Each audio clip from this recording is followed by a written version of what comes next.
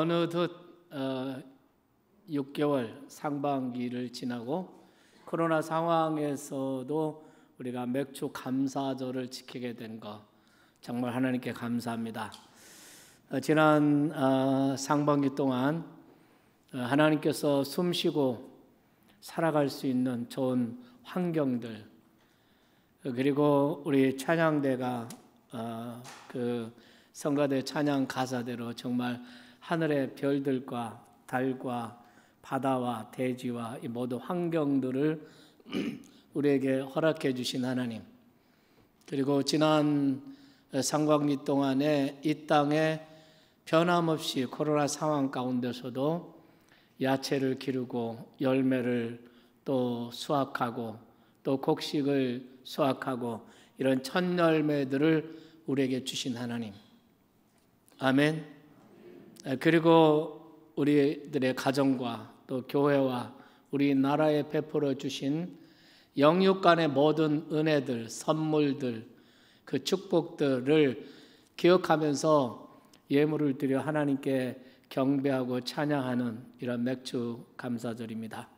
맥주 감사절에 오늘 현장 예배 오신 우리 성도님들, 또 가정에서 온라인으로 이 맥주 감사절 예배를 하시는 우리 모든 참 좋은 가족들에게 하나님의 한없는 은혜와 축복이 함께 하시기를 바랍니다.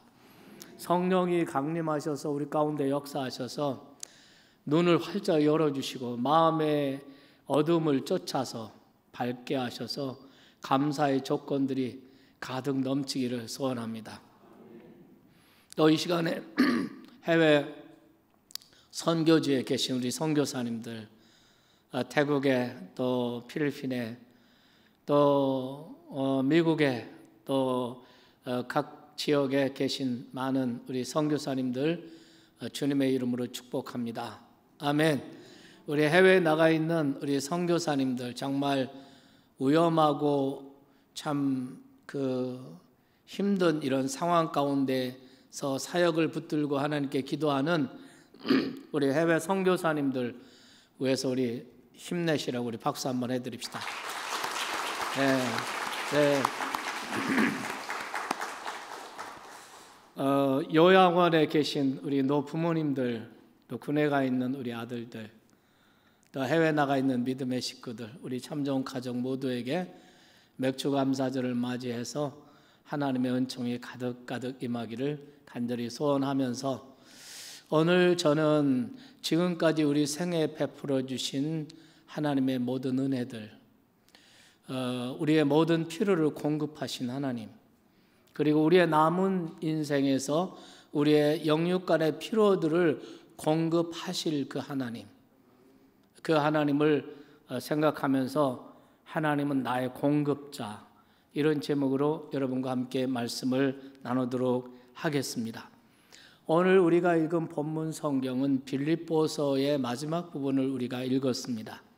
여러분이 아시다시피 빌립보서는 바울의 옥중 서신이죠.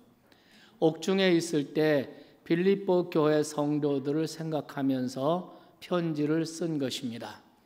그리고 오늘 우리가 읽은 본문 말씀, 특별히 요절이죠. 그것은 바로 19절입니다. 이 19절 말씀이 오늘 이 본문의 요절이라고 할 수 있는데요. 이 요절 말씀은 바울께서 빌립보 교인들을 축복하는 내용입니다. 한번 보실까요? 나의 하나님이 그리스도 예수 안에서 영광 가운데 그 풍성한 대로 너의 모든 쓸 것을 채우시리라. 이것이 오늘 이 말씀의 아주 핵심되는 요절입니다. 그리고 오늘 이 말씀을 가지고 여러분과 함께 우리가 믿는 하나님 어떤 하나님이신지, 이런 어려운 상황 가운데 우리는 어떻게 하나님을 어떤 하나님으로 믿고 이 시대를 승리하며 살아가야 할 건지에 대해서 말씀을 나누겠습니다. 오래전 미국의 부자 아버지를 둔 한 아들의 이야기가 있습니다. 이 아들이 아버지에게 자동차를 사달라고 졸랐습니다. 아버지는 너가 고등학교를 졸업하고 대학에 들어갈 때 자동차를 사주겠다고 약속을 해요. 그래서 이 아들이 이제 그 대학을 들어갈 때만 기다리면서 열심히 공부하고 드디어 고등학교를 졸업하고 대학에 가게 되었습니다. 아버지가 자동차를 사줘야 될 텐데 아버지가 자동차를 사주는 대신에 성경책 한 권을 사서 선물로 주면서 빌립보서 4장 19절 말씀을 꼭 읽으라고 말하는 거예요. 아들은 막 화가 났어요. 아버지가 약속을 지키지 않으니까 화가 났습니다. 이제 대학에 이제 입학을 하고 학교를 가기 위해서 집을 떠났습니다. 기숙사로 들어갔어요. 아버지가 준 성경책 한 번도 펼쳐보지 않았습니다. 집안 어디에 기숙사 어디에 처박아 놓고 보지도 않았습니다. 그 4년 동안 아버지를 원망하는 그런 마음이 풀어지지를 않았습니다. 드디어 이제 졸업식 날이 됐어요. 4년이 지난 거죠. 아버지가 졸업식 날 왔는데 아들은 반가워하지 않았습니다. 이런 아들을 바라보면서 아버지가 미소를 지으면서 얘야, 아들아, 빌립보 4장 19절 말씀을 읽었느냐라고 물었어요. 아들이 너무 화가 나는 겁니다. 그래서 대답도 안 하고 퉁명스럽게 대답도 안 했습니다. 그렇게 졸업식이 마쳐지고 아버지는 자기 집으로 돌아가고 이제 아들이 기숙사를 나오기 위해서 기숙사 짐을 정리하는데 그때 4년 전에 아버지가 선물한 성경책이 발견된 겁니다. 그래서 궁금해서 아버지 말씀에 빌립보 4장 9절이 도대체 뭔 구절인데 하면서 빌립보 4장 9절을 딱 폈는데요. 이게 웬일입니까? 거기에 수표 한 장이 딱 나왔는데 자동차 한 대를 살 만한 가격에 수표가 딱 들어 있었습니다. 너무나 놀라서 성경 구절을 읽어봤어요. 그랬더니 이 말씀 있는 거예요. 나의 하나님이 그리스도 예수 안에서 영광 가운데 그 풍성한 대로 너의 모든 쓸 것을 채우시리라. 이 아버지는 아들에게 너의 인생의 공급자는 이 아버지가 아니라 하나님이시다 하는 것을 가르쳐 주고 싶었던 것입니다. 유명한 청교도 설교자 중에 A.W. 토저라는 분이 있습니다. 그분은 이런 말을 했습니다. 어떤 종교도 자기가 믿는 신 그 이상이 될 수는 없다라는 말을 했습니다. 여러분은 여러분이 믿는 죄송합니다. 여러분이 믿는 하나님을 어떤 하나님으로 믿고 계십니까? 아니, 우리가 이렇게 코로나 상황 그 여파로 인해서 경제가 어렵고 미래가 불확실한 이런 시대를 살 때 우리는 정말 우리가 믿는 하나님을 어떤 하나님으로 믿으며 신앙생활을 해야 할까요?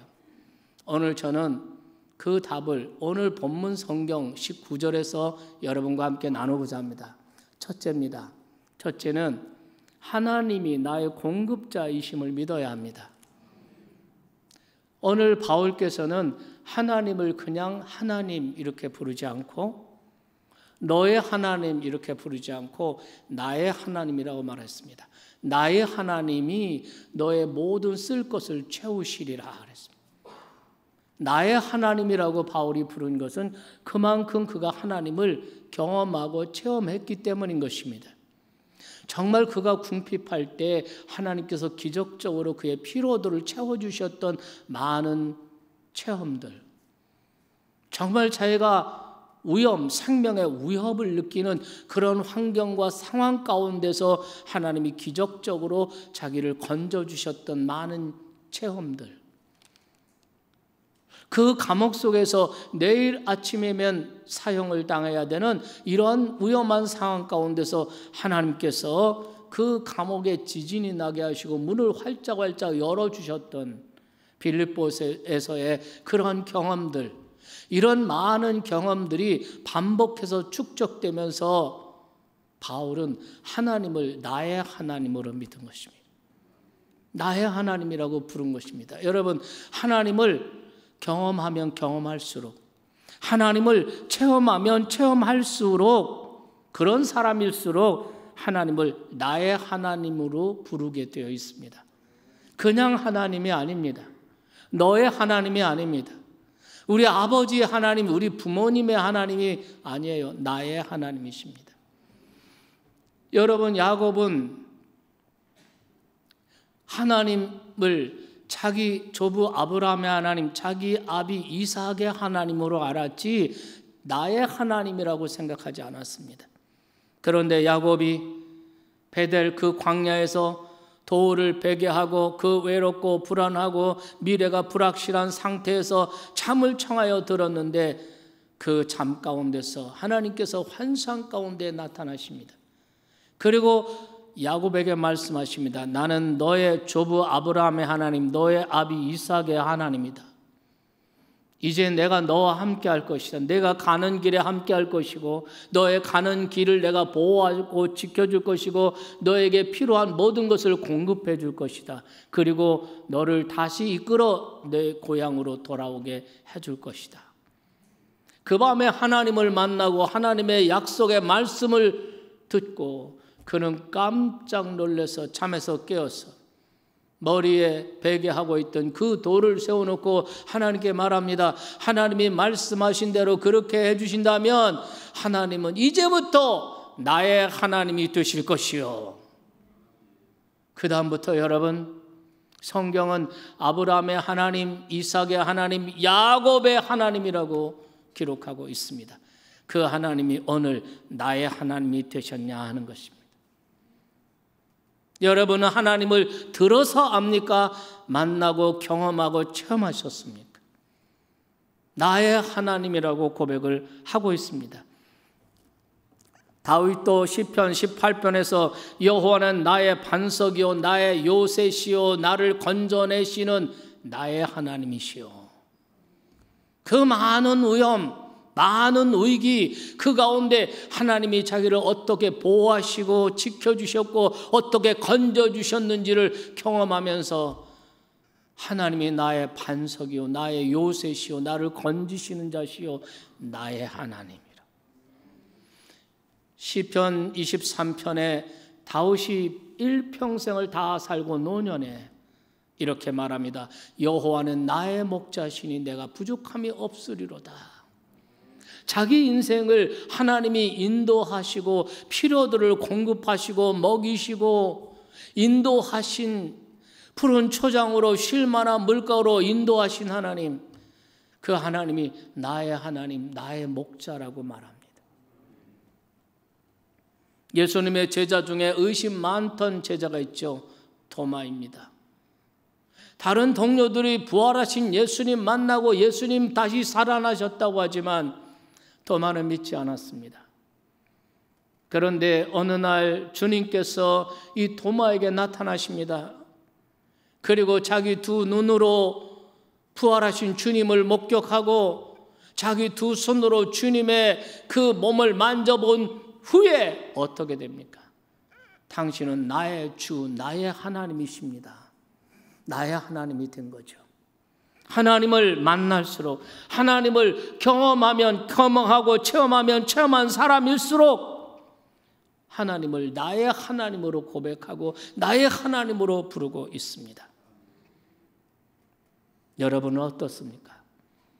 교회를 나오신 지 오래되고 예수를 믿는다고 오래 다니셨는데 여러분은 어떻습니까?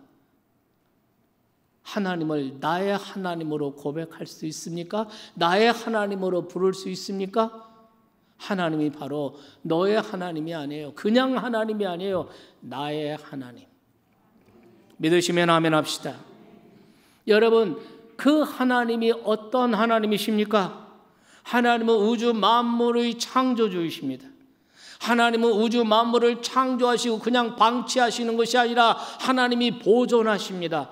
하나님의 창조의 목적대로 운행하시기 위해서 보존하시고 그 보존하고 하나님의 목적대로 운행하시기 위해서 우주 만물에 하나님이 생명과 에너지를 끊임없이 공급하고 계시는 것입니다. 그렇다면 여러분, 우주 만물의 공급자가 하나님이시라면 하나님의 형상대로 지음받은 우리는 어떻겠습니까? 인간은 어떻습니까? 여러분, 인간은 하나님의 형상대로 지음받은 하나님의 걸작품. 에베소 2장 10절에 그의 만드신 바라 포에마, 하나님의 걸작품이라는 거예요. 최대의 사랑의 대상인 것입니다. 하나님은 인간을 위해 모든 것을 창조하시고 그것을 다 주셨고 누리게 하셨습니다. 하나님은 주시는 분, 하나님은 기버이십니다. 인간이 타락했을 때, 그래서 하나님의 형상을 잃고 멸망 가운데 있을 때 독생자 예수 그리스도를 주셨습니다. 그래서 죄에서 인간을 구원해 주시고 하나님의 자녀 삼아 주셨습니다.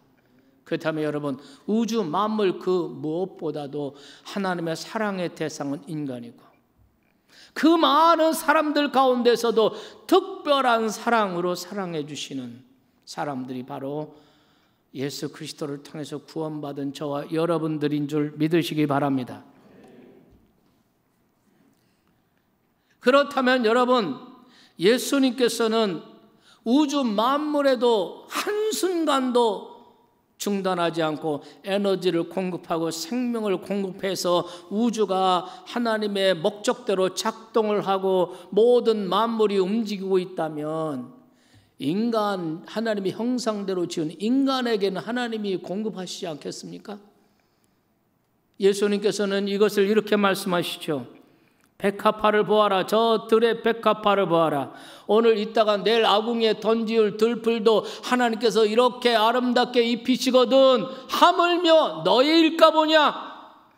믿음이 적은 자들아, 염려하지 말라는 것입니다. 무엇을 먹을까, 무엇을 입을까, 무엇을 마실까 염려하지 말아라.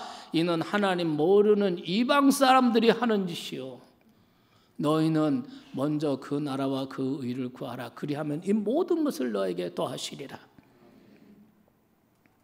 그렇기 때문에 여러분, 하나님은 어떤 분이십니까? 하나님은 우리의 공급자, 나의 공급자이십니다.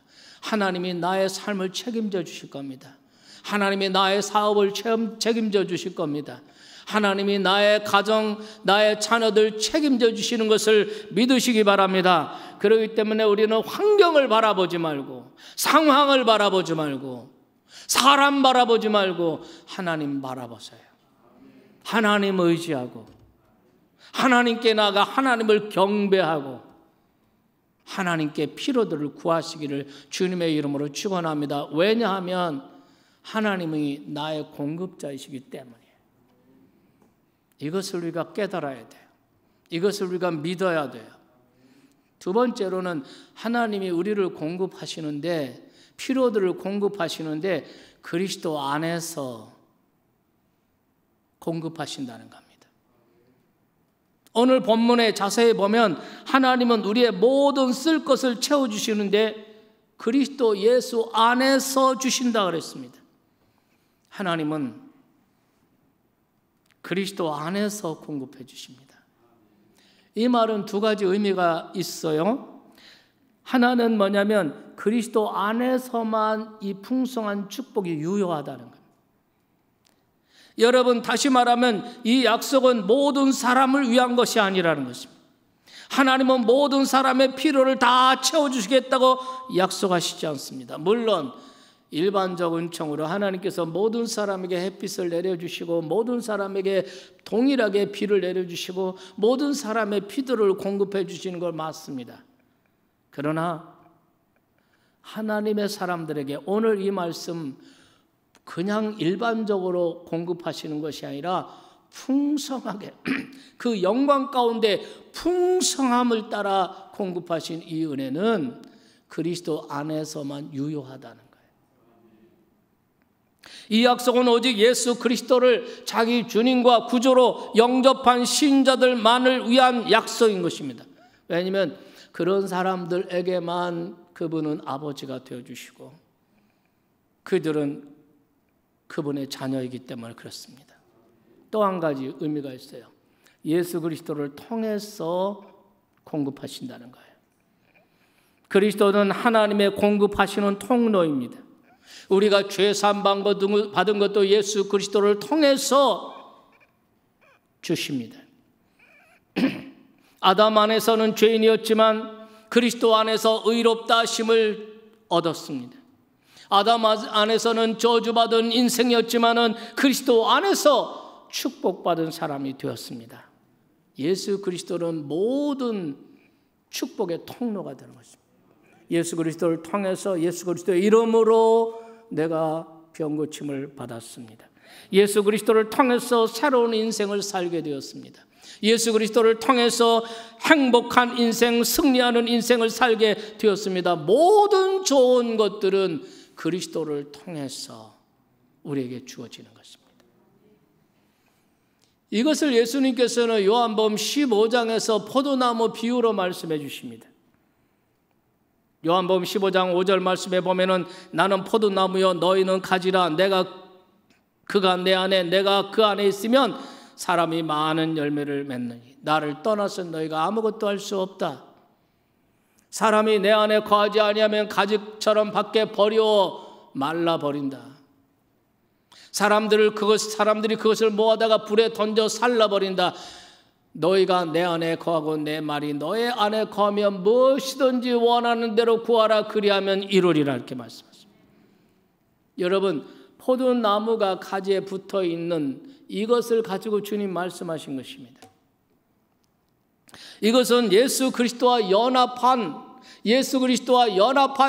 생명적 관계를 유지하고 있는 상태를 말하는 것입니다. 하나님이 약속하신 이 풍성한 축복은 예수 그리스도 안에 있는 사람들, 예수 그리스도와 생명적 관계를 유지하고 있는 사람들에게 이 말씀이, 이 약속이 유효하고 이 풍성한 공급을 하나님이 필요를 채워주신다는 말씀인 것입니다. 예수 그리스도 안에서, 예수 그리스도를 통해서. 그렇다면 여러분 중요한 게 무엇이겠습니까? 내가 예수 그리스도 안에 있습니까? 예수 그리스도 밖에 있습니까? 이게 중요한 겁니다. 여러분에게 묻겠습니다. 여러분은 지금 예수 그리스도 안에 있습니까? 예수 그리스도에게 붙어 있습니까? 생명적 관계를 유지하고 있습니까? 아니면 그리스도 밖에 있습니까? 나는 이렇게 묻고 있는 게 아니에요. 여러분이 교회 안에 있습니까? 교회 밖에 있습니까?를 묻고 있는 게 아니에요. 그리스도 안에 있습니까? 그리스도 밖에 있습니까? 그리스도와 생명적 관계를 유지하고 있습니까? 그런 사람들에게 주님께서는 너의 모든 쓸 것을 공급하시라. 이 모든이라는 말은 육신적인 것뿐만 아니라 정서적인 것, 영적인 것, 모든 필요들, 모든 니들을 하나님이 채워주신다는 거예요. 저는 여러분이 그리스도인으로, 기독교인으로 삶을 살 때 교회 안에 있는 거 중요하죠. 그런데 예수 안에 있기를 바랍니다. 예수 그리스도 안에 거하시기를 바랍니다. 그래서 주님께서 주시는 그 놀라운 은혜들, 공급하심들을 여러분이 체험하셔야 돼요. 아, 이건 하나님이시다. 이건 하나님이 행하신 일이다. 하나님의 역사다 하는 것을 여러분이 체험하고 경험하면서 그 하나님이 점점 나의 하나님 맞아. 할렐루야. 이런 믿음의 사람들이 되시기를 주님의 이름으로 축원합니다. 하나님은 그리스도 안에서 공급하신다. 세 번째로는 하나님은 영광 가운데 공급하신다. 예. 오늘 본문에 보면은 나의 하나님이 그리스도 예수 안에서 영광 가운데 너의 모든 쓸 것을 채우시리라. 하나님은 영광의 하나님이세요. 이 영광이라는 것은 하나님의 광채를 말하는 것입니다. 그래서 여러분, 하나님 앞에 하나님의 영광 가운데서 채우신다 하는 말은, 영광이라는 말은 하나님의 광채, 하나님의 나타나심, 하나님의 현현을 말합니다. 우리가 하나님의 그 본체, 하나님의 모습을 우리가 인간 피조물이 볼 수가 없어요. 그래서 하나님을 보여달라고 모세가 떼를 쓰니까 하나님께서 하나님을 보면 너는 죽는다고 말씀했습니다. 그러면서 하나님께서 하나님의 영광의 광채를 보여주십니다. 그 광채 앞에서도 그는 부들부들 떨고 죽는 것 같이 되었습니다. 여러분, 영광이라는 말은 하나님의 나타나심, 하나님의 광채를 말하는 것이에요. 그 가운데라는 말은 함께 이런 말이에요. 하나님께서 풍성한 우리의 쓸 것을 공급하실 때 어떻게 공급하시냐? 하나님의 영광 가운데, 하나님의 영광과 함께 공급하신다는 거예요. 그래서 하나님의 하나님 되심을 알게 하신다. 우리 성경에 보면은, 구약 성경에 보면 나 여호와가 하나님인 줄 알게 하리라, 나 여호와인 줄 그들로 알게 하리라, 이런 말씀이 굉장히 많이 나옵니다. 여러분, 애굽의 이스라엘 백성들을 거기서 구출해내기 위해서 바로와 그 애굽 사람들에게 10가지 재앙을 내리지 않습니까? 그 재앙을 내릴 때 하나님께서 모세에게 말씀하시기를, 이렇게 함으로써 그들이 나 여호와가 하나님인 줄 알게 하리라, 이렇게 말씀하십니다. 10가지 재앙을 통해서 그들을 그 광야로 이끌어 내시는 것을 볼 수가 있습니다. 다시 말하면 하나님은 어떤 환경이나 어떤 그 상황이나 이런 데 제약받지 않으신다는 거예요. 우리가 아무리 경제 불황이고 경제가 어렵다고 하고 다들 이렇게 말하지만 하나님은 그런 불황이라고 하는 한계에 매이는 분이 아니십니다. 하나님은 그것을 그 한계 때문에, 그 상황과 환경 때문에 하나님이 못하시는 것이 아닌 것입니다. 하나님은 어떤 조건과 환경 속에서도 우리에게 필요한 것들을 공급해 주시는 하나님이신 줄 믿으시기 바랍니다. 여러분, 이스라엘 백성들이 광야에서, 애굽에서 나와 광야로 들어갔을 때 거기는 정말 아주 어려운 환경 속에 그들이 던져진 것입니다. 낮에는 기온이 50도 이상 올라가는 살인더위였습니다. 밤에는 영하로 떨어지는 정말 저체온증으로 죽을 수밖에 없는 그런 환경이 바로 광야였습니다. 거기에는 먹을 것도 없습니다. 물도 없습니다. 최악의 상황입니다. 그런 환경 가운데, 그런 상황 가운데서도 하나님은 자기 백성들의 필요를 공급하셨습니다. 하나님은 낮에는 불기둥으로, 구름기둥으로 그들에게 그늘을 만들어 주셨습니다. 밤에는 불기둥을 통해서 그들의 저체온을 막아주셨습니다. 하나님은 그들의 모든 자기 백성들의 필요를 공급해 주셨습니다. 그들에게 만나를 주셨고요, 그들에게 메추라기를 몰아서 먹게 하시고요, 반석을 갈라서 샘물이 솟아나서 마시게 하셨고요, 심지어 그들의 의복도, 그들의 건강도 하나님이 지켜주신 것을 볼 수 있습니다. 신명기 8장 4절에 보면 이런 기맥힌 말씀이 있어요. 이 40년 동안 내 의복이 헤어지지 아니하고 내 발이 부르트지 아니하였느니라. 하나님이 40년 동안 변함없이 거르지 않고 불규칙하지 않게 규칙적으로 하나님이 그들의 필요들을 계속 공급해 주십니다. 아침에 일어나면 만나가 내리죠. 고기 먹고 싶다 할 때 메추라기 몰아서 먹게 하시죠. 하나님이 계속해서 그들의 필요를 채워주십니다. 광야에서 동서남북 어딘지 압니까? 가나안 땅으로 어느 길로 어떻게 가야 할지 어떻게 압니까? 그런데 구름기둥과 구름기둥이, 불기둥이 그들을 인도해 줍니다. 40년 내내 그것을 경험하면서 이스라엘 백성들이 무엇을 깨달았을까요? 아, 하나님은 우리의 필요를 공급하시는 하나님이시구나. 사실 그들은 아브라함의 자손들이죠. 그렇지만 그들이 애굽에서 430년 동안 살아가면서 여호와 하나님 다 잊어버렸습니다. 그 하나님이 어떤 하나님인지, 그 하나님이 어떤 분인지 알 리가 없죠. 그런데 광야 40년 지내면서 그들이 깨닫습니다. 하나님은 하나님이시구나. 여호와 그분이 참 하나님이시구나. 자기 백성들의 필요를 이런 환경과 이런 상황을 뛰어넘어서 공급하시는 하나님이시구나 하는 것을 이 백성들이 깨닫게 되는 것입니다. 뿐만 아니라 그 주변에 있는 이방 나라, 이방 민족들이 히브리 백성들이 믿는 여호와 그분이 참 하나님이시구나. 그분은 자기 백성들의 필요를 공급하시는 분이시구나. 그분은 자기 백성들을 인도하시는 분이시구나. 이방 사람들도 하나님의 하나님 되심을 알게 된 것입니다.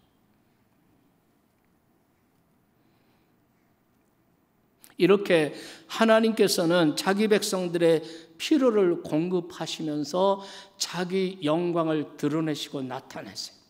하나님의 하나님 되심을, 여호와 그가 참 하나님이심을 나타내십니다.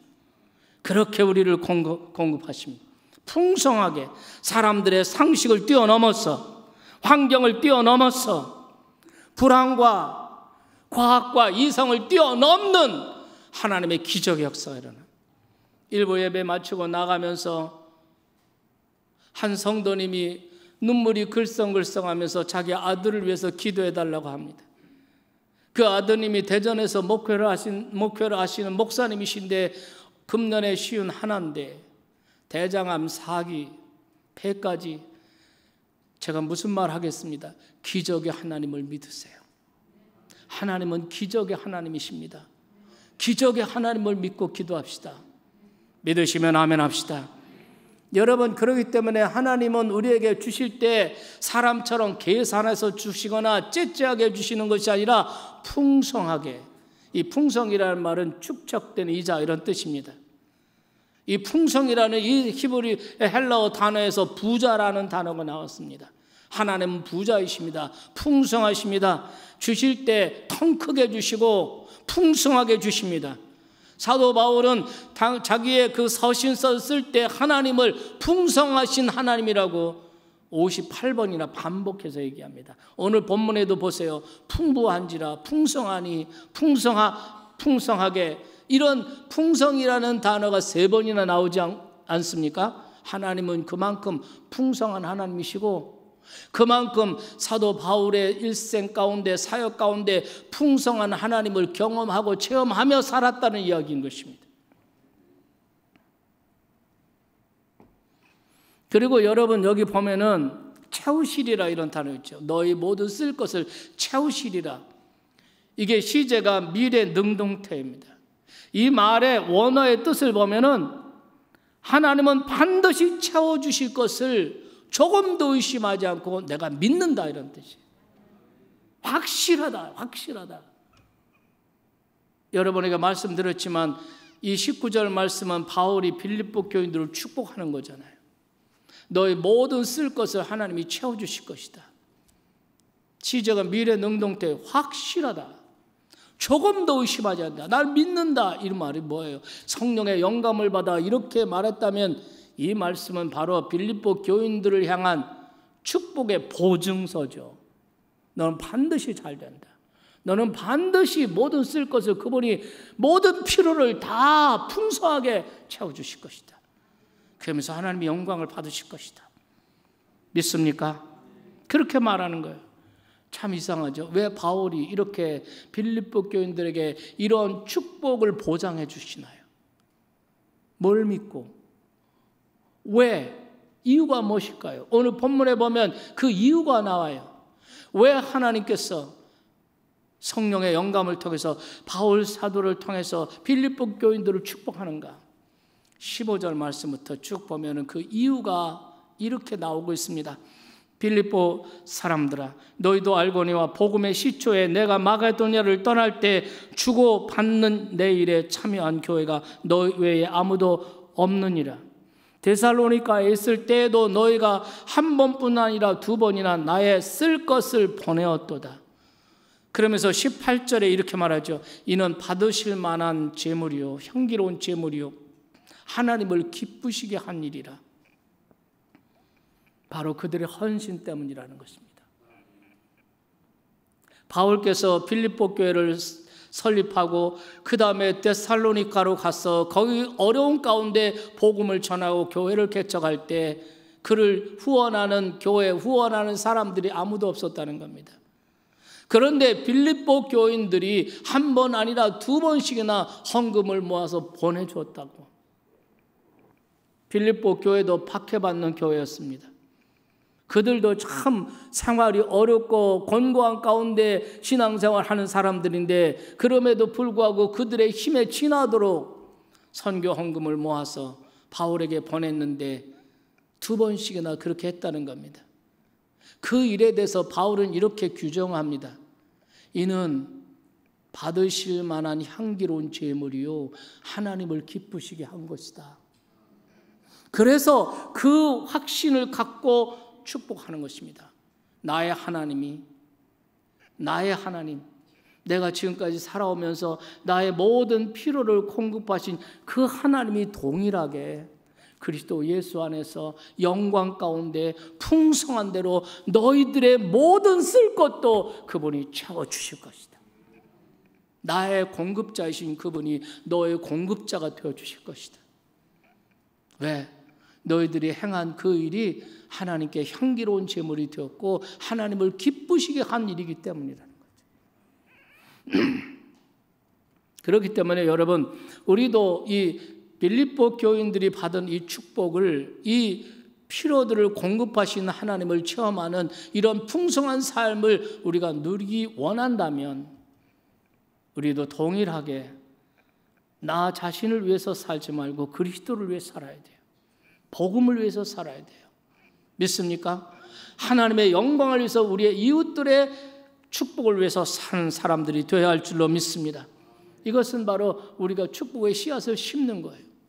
바울은 고린도 후서 9장 6절에서 적게 심는 자는 적게 거두고 많이 심는 자는 많이 거둔다 그랬습니다. 우리의 신앙의 모든 행위는 씨앗을 심는 것과 같다는 거죠. 좋은 씨를 심으면 좋은 열매를 거두는 거고, 나쁜 씨를 심으면 나쁜 거를 거두는 것이고, 적게 심으면 적게 거두는 것이고, 많이 심으면 많이 거둔다는 것이죠. 우리가 코로나 상황에서도 하나님 앞에 나와 예배를 드리는, 코로나 상황에서도 하나님께 예물을 드려 정말 지난 상반기 동안 하나님의 베풀어 주신 은혜에 진심으로 감사하면서 경배를 드린다면 우리가 축복의 씨앗을 심는 것입니다. 온 마음을 다 드려 하나님께 감사하고 하나님을 찬양한다면 축복의 씨앗을 심는 것이죠. 우리의 헌신을 통해서 그리스도의 복음을 전파하는 전도와 선교 사역을 위해서, 그리고 이웃의 사랑과 이웃에 대한 헌신과 봉사를 위해서 이 모든 사역에 헌신하는 만큼 하나님이 우리에게 축복하신다는 거예요. 사랑하는 여러분, 하나님은 어떤 분이십니까? 하나님은 나의 공급자, 하나님은 나에게 필요한 것들을 반드시 채워주시는데 우리가 그리스도 안에 있을 때, 그리스도와 생명적인 관계를 유지하고 있을 때 그리스도를 통해서 우리에게 모든 좋은 것들이 다 내 인생의 내 삶 가운데 채워지는 것입니다. 그래서 바울은 이런 고백을 합니다. 가난한 자 같으나 부유한 자였으며 약한 자 같으나 강한 자였고 없는 자 같으나 있는 자였고 아무것도 없는 자 같으나 모든 것을 가진 자로다. 이런 간증이 인생에서 나오는 것입니다. 하나님은 어떤 분이십니까? 하나님 우리를 만드신 분이세요. 우리의 모든 필요를 아시는 분이십니다. 우리를 깊이 이해하시는 분이십니다. 우리의 아픔, 우리의 상처, 우리의 필요, 우리의 절실한 필요가 무엇인지, 내 마음 깊은 곳에 있는 불안의 정체가 무엇인지 주님은 우리를 깊이 아시고 우리의 필요를 아시고, 믿습니까?